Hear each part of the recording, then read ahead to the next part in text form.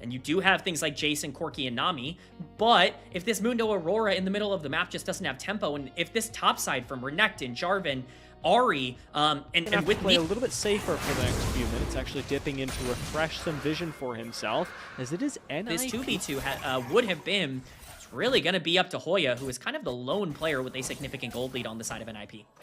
And in contrast to game number 1, where we saw Awesome around the mid-game at least be the gold advantage, right now at the 10-minute mark, still lagging a little behind, and On with a flash and a double Pop Blossom is going to pick up not just first blood, but a double BLG kill. Are looking at a very, very clear gold lead.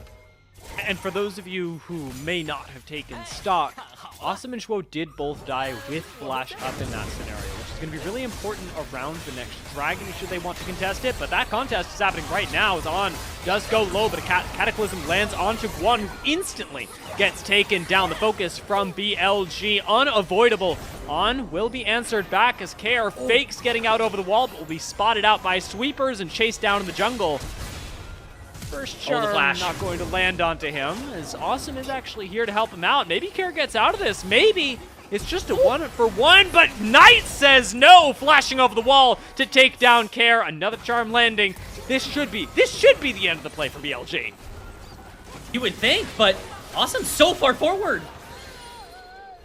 He's just gonna die at all in this series. It is gold, and at the cost of all else, should they need it. On gonna move on forward, maybe look for a small bit of damage, not quite an engage, onto Zhuo, but this is still a 2.6k gold lead for BLG, and an Ezreal that hits like a truck. Yeah, this Ezreal's doing a lot. Look at the item difference between these two 80 carries. That's why BLG's walking forward here. Also got Knight in the jungle as well. Cataclysm instantly onto Guan. Going to be answered back by the tidal wave, and KR is here as well. So very quickly, we see Shun fall. Knight will be able to get away with the last 2 charges of his ultimate. Now Viper turns his attention on to KR, who has stepped a little too far forward, collecting a double kill on Guan as well. Now, fortunately for NIP, they do get to move and take a little bit of the jungle. Will they get first tower, though? Is BLG actually in position to take this? And On in position to find another engage in the mid lane. Awesome is deleted, and Zhuo gets out alive. While all that's happening, Knight manages to pick up first tower, and Viper is answered back with a flash from Guan, and maybe a double kill from Guan in the mid lane. He's not even done. Shun's gonna chase him down, but does he have the damage? Yeah, he's done. Shun's gonna be able to pick up the trade kill there, but that's a big shutdown going in favor of this Mundo. I can block the shock blast coming in from Hoya. Could have been very, very bad onto that Jarvan if it did end up landing. Still, overall, not a bad play. Even if you do get this Herald crashing into the mid lane, you don't take life here. You're certainly gonna feel comfortable with this, but at the end of the day, BLG not worried. Who was sitting there on the flank. I was gonna call it a Giga flank, but then I remember what Guan pulled in game 1, and nothing's quite Giga compared to that. BLG will take this Dragon. NIP choose not to contest for it, and their decision made is to back off and just grab a little bit of farm, K-Man. It's safe. It's not stylish, but it's safe. I mean, this is the correct play in every universe here. The moment that you're not able to burst down that Jarvan before the fight starts, you have no way of being able to get back into this Ezreal poke. Very worth noting, Guan goes Randuin's as his second item in this game. See how that ends up panning out for him as Knight. Target on the top side.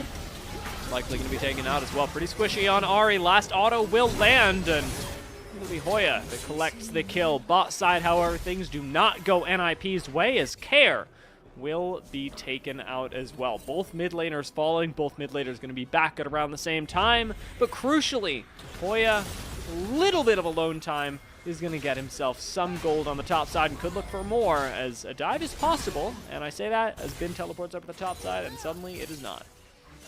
A dive is very unlikely against a Renekton with ultimate available here.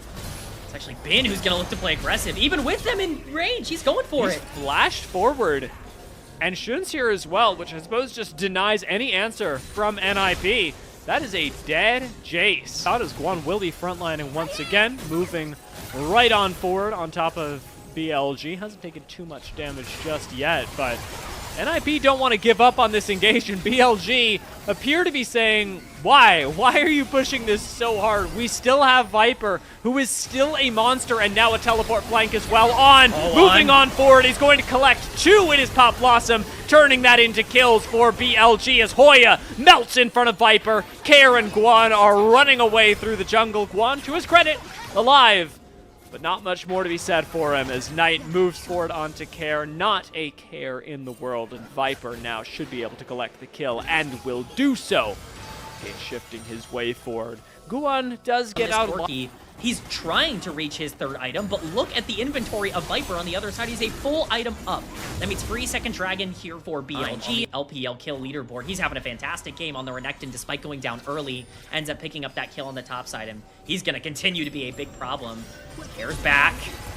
Oh, no. See how many kills Knight can collect. Knight should be pretty free to be able to come in here and secure this objective. It's actually going to come in the mid lane, so this fight's going to start without him here.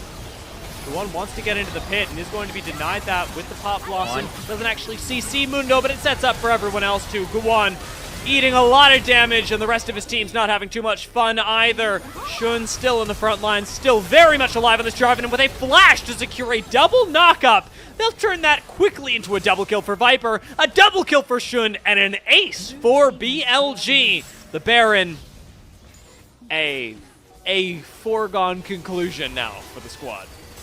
It's just the wallets are too thick as Care. He's actually a monster. No finds way. 1 kill. No way. Almost finds another. He does find another. He's alive. Does he save it? He's thinking about going back in. But Knight's here now. Baron's still likely going to be taken down. I don't see Care returning to the scene of the crime here. Yeah, he's just going to disengage, but like, what a play from Care. That's actually a really valuable play for him to have made. You know, I was really confused about the teleport, but he saw the angle that I did not see, and at least get himself something. But the 10k gold lead would argue that, well, and maybe the dead body of Care would argue that that wasn't as influential. Yeah, as we come back to live, it doesn't seem like this intermediate step went too well for him. Being able to take 2 Barons off the table, great news, but being unable to defend the base does put NIP back in a little bit of a pickle. We'll take a look at how this happened once again. Yeah, I mean, it's Ahri. It's Knight's Ahri, just finding the Aurora. All the tools It's burned Knight's and used. Yes, that is a very important distinction. Knight's Ahri, of course, a very legendary pick in the game of League of Legends. He is showing why in this game number 2. BLG looking to end this. They are pincering NIP in their own base. Very scary when you are being pincered, but underneath your own inhibitor tower. Oh, awesome. Maybe 400 HP left on the man, is going to have to back away and quickly heal up.